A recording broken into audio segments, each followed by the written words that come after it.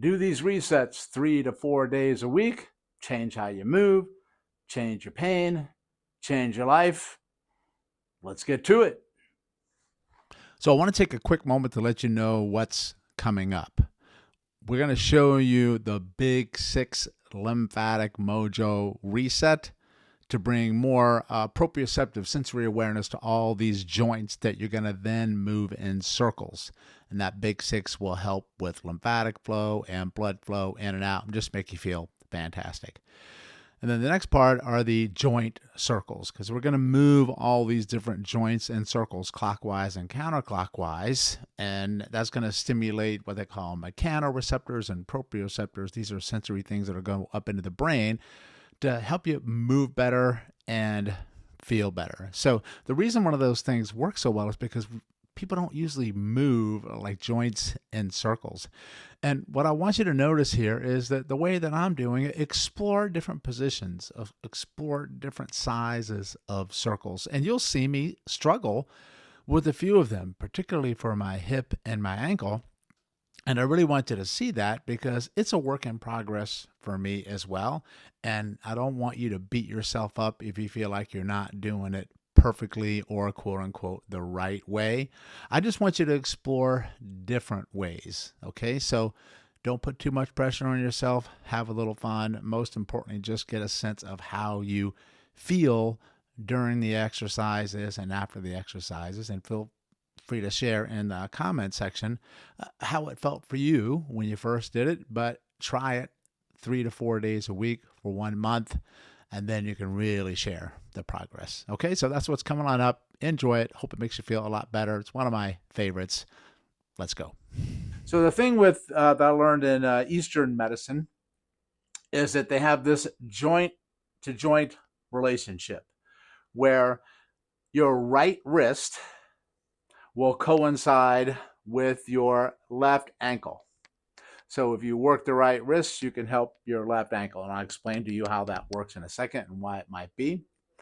Then your left wrist will coincide with your right ankle. That makes sense.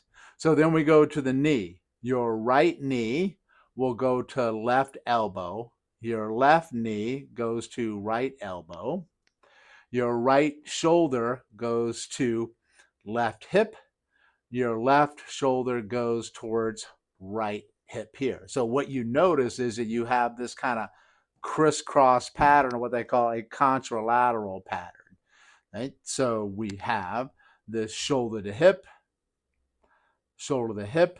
then elbow to knee, then we have wrist to ankle, like that. So they're reciprocal across the body. That's why you're going to feel so great. And then I'm going to explain to you the connection between all of those.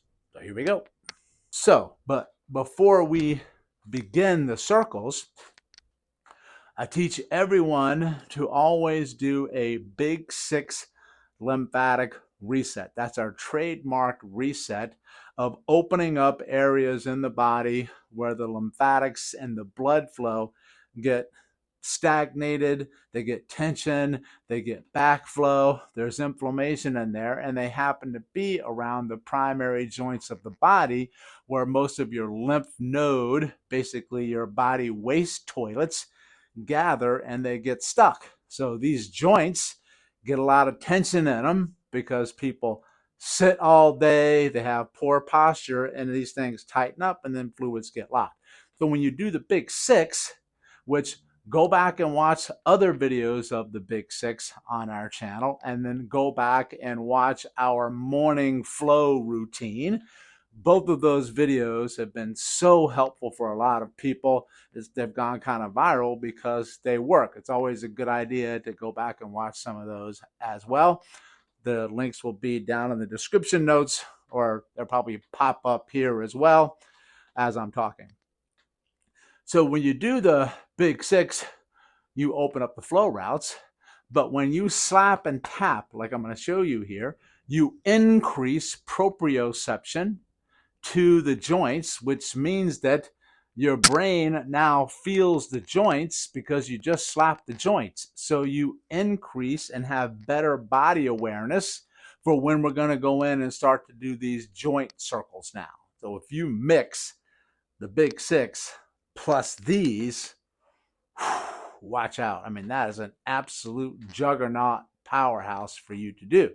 So let's go through the big six. And I always encourage people to do this before they do any type of movement-based treatment. So I'm going to place my right hand on top of my left collarbone, rub above, on, and below the collarbone 5 to 10 times in any direction you want. I don't care which direction you rub, just don't cause pain when you do it. And then 10 taps. So I like 10 rubs, 10 taps. That's good ballpark. Then we do the other side. Notice this way I'm kind of going like this as opposed to circles. Do whatever you want. Just don't mess up the order. The order is the most important because that's based on how fluids move. Then I'll go back and I'll do the left side. This is spot number 2. So spot number 1 is the collarbone. Spot number 2 is up at the side of the neck behind the angle of jaw, the largest lymph node in the neck. You rub there and then tap. You can do both sides on this one at the same time if you want. That's fine. That's spot 2. Spot number 3 is at the lymph nodes that get stuck in the shoulder joint. Rub there 10 times and then hit 10 times. Same thing on the right. Right. Whole hand over that pec and shoulder region, underneath into the axilla a little bit. Then 4 is the whole belly, belly button up. 5 is the crease of the groin, so you're going to get all that blood flow going down the leg and up from the leg. Then spot 6 is behind the knee, at the knee joint that gets stuck because we sit all day long. So just bend over a little bit, rub up and down the back of the knee, and hit 10 times and just kind of lightly shake it off. That should not take you too long to do at all. Easy peasy. Now let's move into the circles.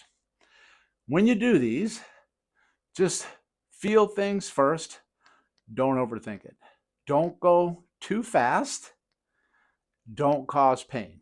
All right? Just be in the moment and feel it. Shoot for 10 circles one way, 10 circles the other way. You can work up to a little bit more if you want. That's no problem. In relationship to pain, if it hurts when you first start it, that may be normal and for some, then it should start to ease up the more you do it. Okay? Then you keep going. If it doesn't ease up and it gets worse the more you do it, then I want you to stop. Right? You're just not ready for it, and you make sure you go see a healthcare provider to make sure everything is okay. I'm just going to start with the right wrist because I want to start with the right wrist. So this is the person that may have some right wrist pain. You want to get more movement in there. So you can do this standing, which I like to do, or seated. It's up to you. You take the wrist and you do big giant circles with it like this. 1, 2, 3, 4, 5, 6, 7, 8, 9, 10.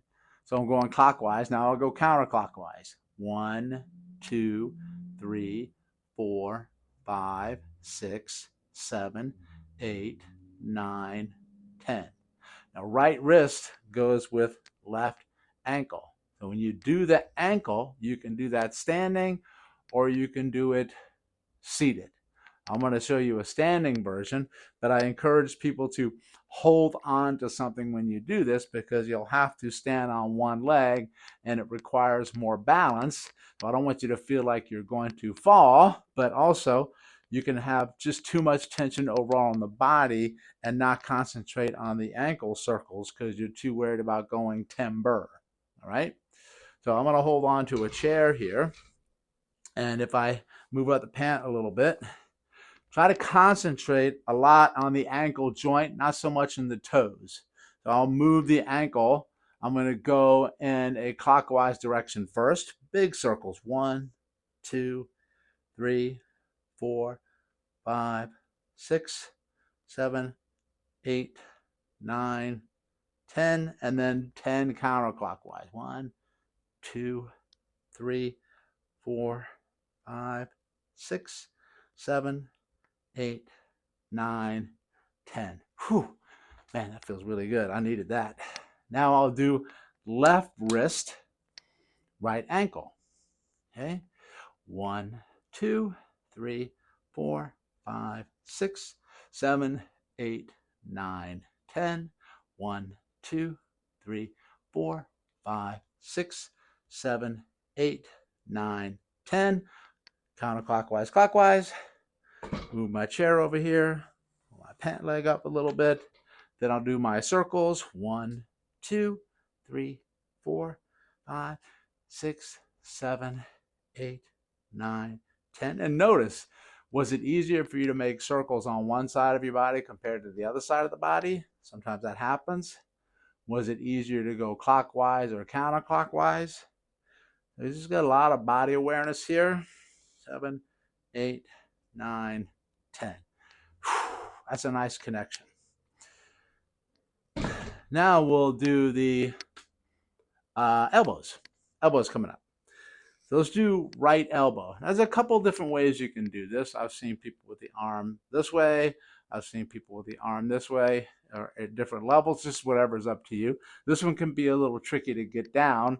So just watch what I'm going to do here. I'll bring the elbow back.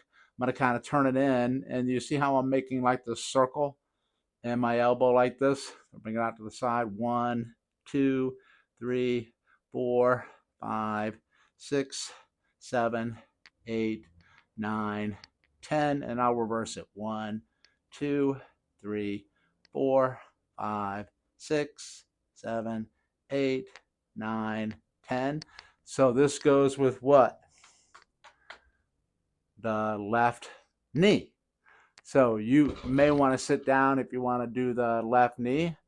How would you begin to get the left knee?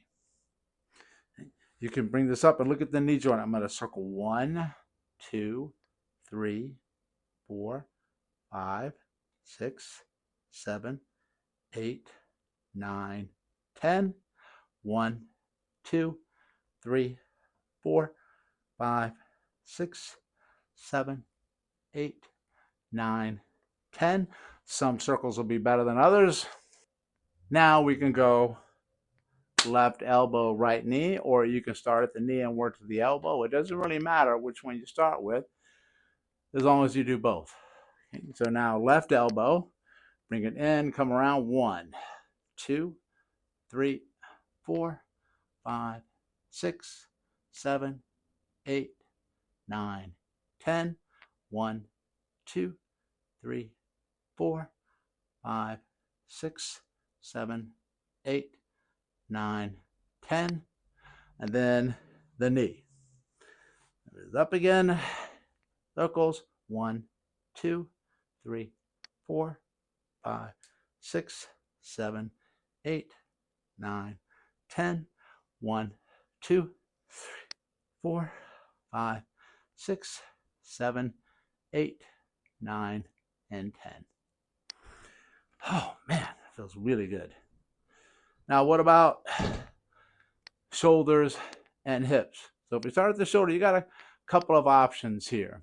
It depends on how much motion you can actually get in your shoulder joint. If you want to go big, like windmills, you can. You can kind of go up like this, right? Get your 10 one way, then 10 the other way. Some people can't do that because it hurts in there.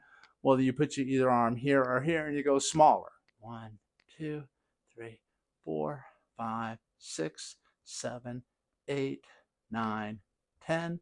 1, 2, 3, 4, 6, 7, 8, 9, 10. Man, that shoulder really needed it. And then what about the hip joint? Okay, so with the hip, you got a couple of options here. Like to think about a big giant circle where I come up and out. 1, 2, 3, 4, 5, 6, 7, 8, 9, 10.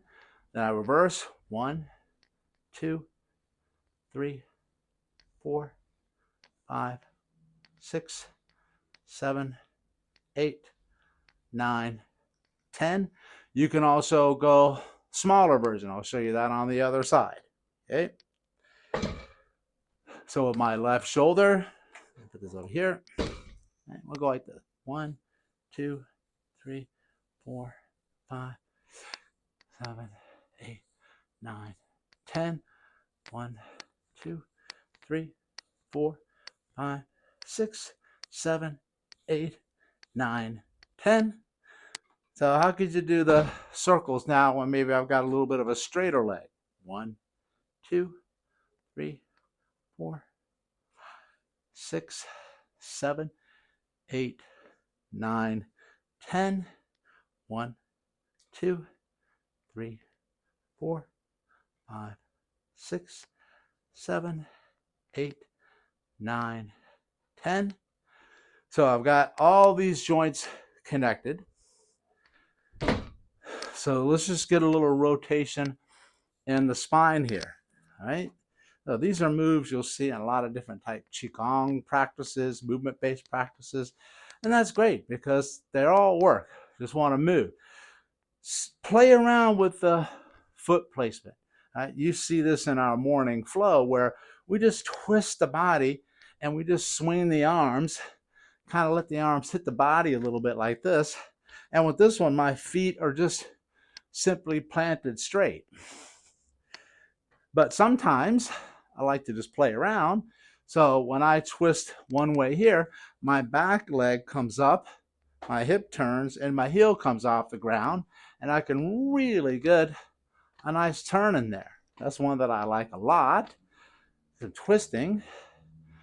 But many times you're going to see in some, when you watch like YouTube, when somebody twists, this back leg stays here, but this front leg opens up like this. So they come like this.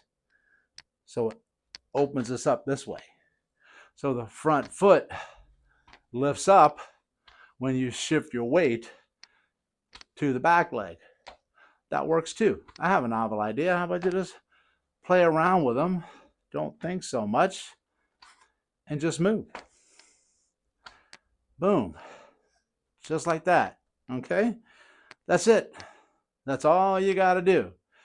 Do your big 6 first. Rub 10 times, slap 10 times. Then go slowly through opposing joints. Wrist to ankle, knee to elbow, shoulder to hip. Anyone you want to start with and end with, just match them up. Then give your spinal twisting in there. Try to do this 3 to 4 times a week. You'll change your pain. You'll change how you move. You'll change your life. You'll have fun. You'll feel more energy. You'll feel invigorated. You'll probably laugh and smile. And next thing you know, everybody's going to say, what in the world are you doing, Doc? I mean, you look so good and you look like you're feeling so good. And then you tell them why.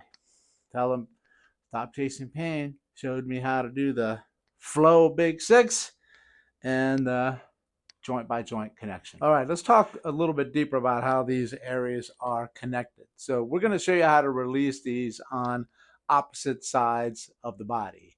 So if you remember from the video that showed before, the left foot and ankle would relate to the right wrist and hand. So I want you to think about this on relationship to gait, to walking. It's called contralateral patterning. If your left leg is forward, your right arm is going to come forward in relationship to that. So left leg and right arm work in tandem with each other. This is called flexion. And then your right leg and your left arm goes into extension. And then when you're walking forward, then you switch. What I want you to notice is how they're paired. Right, left, and back and forth. Now there's connections neurologically because the right side of the body communicates with the left side of the body, and it's important to know that the left side of the brain here will move the right side of the body, and the right side of the brain will move the left side of the body.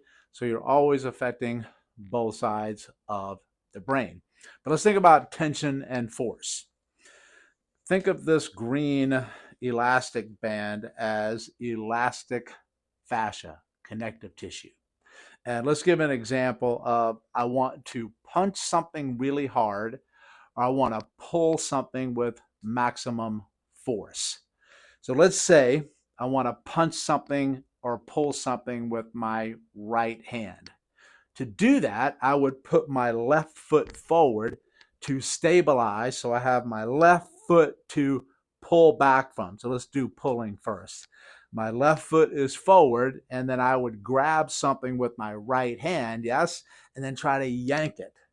That's going to give me better leverage than trying to pull on the same side with left foot, left hand. I'm not going to have as much power.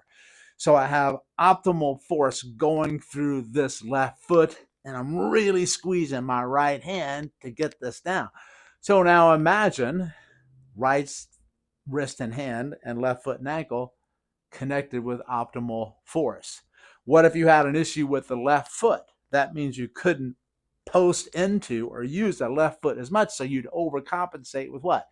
Your right hand, and you'd pull more. So maybe, just maybe, you'd feel stuff in your right hand and it would go the opposite way. If you have stuff with your right hand, then you try to use your left foot to pull back on it more. And it's the same thing with punching. If I want to punch you with my right hand, I'm not going to put my right foot forward. I'm going to put my left foot forward, pop, like this.